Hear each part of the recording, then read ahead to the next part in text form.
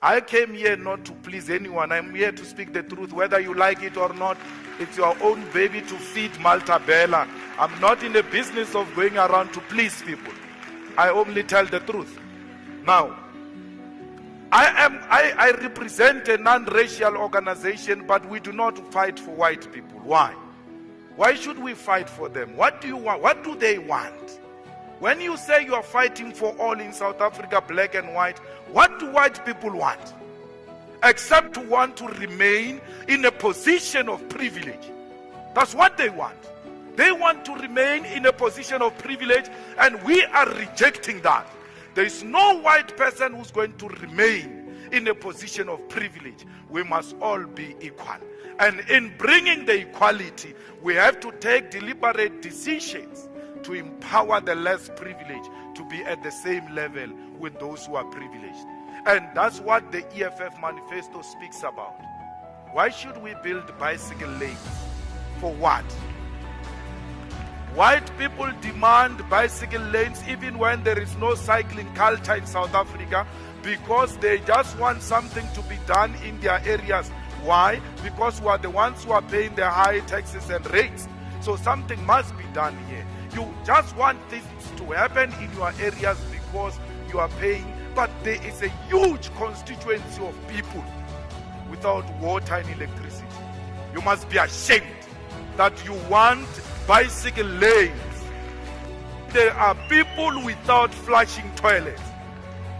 That's what you are so. Principal came here to tell you before me. And he speak everything nice. We are here to crush white dominance. We are here to create an equal society. And crushing of white dominance does not mean hatred of white people. It means the deliberate effort to liberate the black African majority which is oppressed, and that is not division.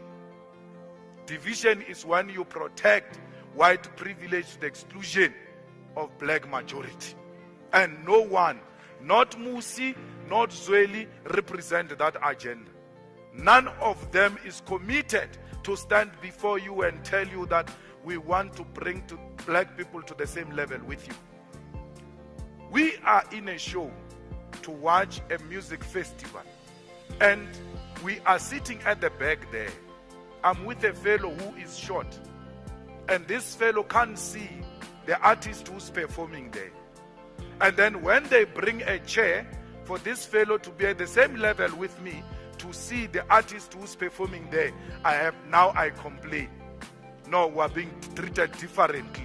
Why is this one having a chair and I do not have a chair? We are equal. Hey, we are not equal. He can see, you can see. You have to see, all of you. It is unfair. It is actually undermining the agenda to fight for equality. We need to empower the poor masses of our people, and the rich and the privileged ones should be at the forefront of subsidizing the poor, working with government. What is the agenda here? You want water, they want water. You can afford to pay for water, they cannot afford to pay water. And we're saying let them get water for free. Why should you complain because you are also getting water? The only difference is that you can afford for it. Let us give our people water.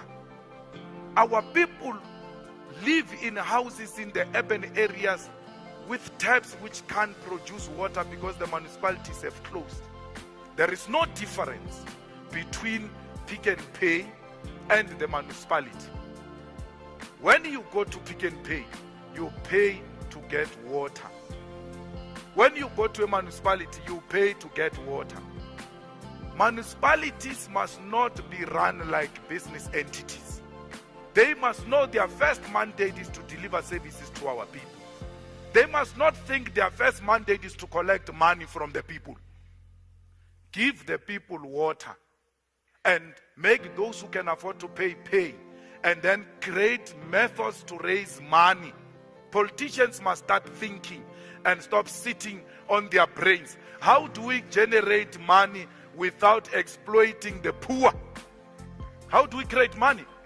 We need to have municipalities which are engaged in creativity so that they raise money to subsidize the poor. The poor are actually more poorer today. Why do we have a situation where people don't have flushing toilets? These houses that Zwelim Kize is talking about, they've given people RDP houses. After 1994, you give people RDP houses without a flushing toilet. And then you want to say you are bringing dignity of people back without a flushing toilet. There's no dignity without a flushing toilet. You can't claim to have dignity without a flushing toilet. There is no dignity which has been restored through giving people houses which are not in good condition first, but secondly, those houses do not have flushing toilets. If you go even in the most rural areas, you find a farm. In that farm, there is a farmhouse of a white man. That white man is not helping himself in a pit toilet. He's got a flushing toilet. Next to that farm, there is a village. That village, the whole village, they use pit toilets. Why is the ANC not going into the white man's farm to see how the white man is flushing? And take the same method of the white man and give to black communities next to that farm. I'm just saying, because they are lazy thinkers. Maybe if they go to a white man's farm, they will see it practically and start doing it. They can't think of how do we give our people flushing toilets. I had a farm myself which was taken away from me by the ANC and given to a white man again. Now, next to that farm, there was a village without flushing toilets, but that farm had a flushing toilet. There was electricity. That's the most painful thing. Electricity in all these farms. And as you follow the poles which are providing electricity in the white farms, they pass the village without electricity. Where is the explanation for that? You give the farmers electricity, you don't give our people electricity. Yet the poles are passing there.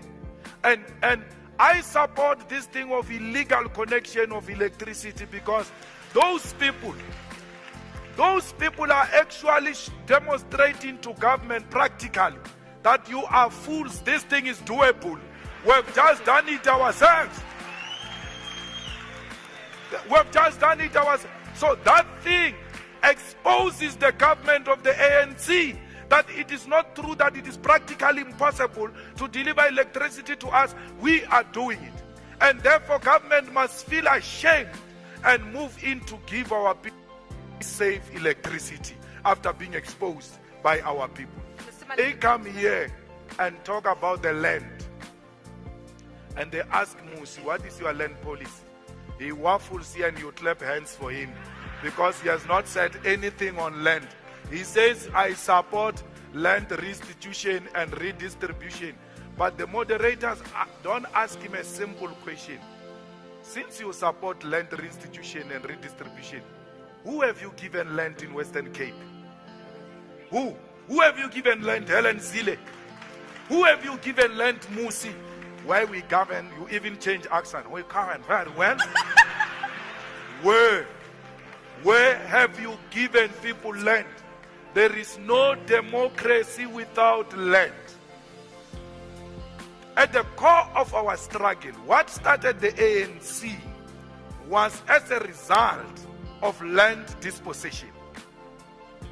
The wars which were fought by African people against the British and colonizers, and they got defeated. They then realized that fighting as small tribes is self-defeating. We need to come together so that we fight for our land. So the starting of liberation struggle in South Africa was not necessarily about the issue of who becomes a president. The issue has always been the land. Mandela went to prison for land. Sobukwe was killed for land. Steve Biko was killed for land. Chris Hani was killed for land. They were not killed because they wanted to become politicians in air-conditioned offices. The land question is non-negotiable. Thank you.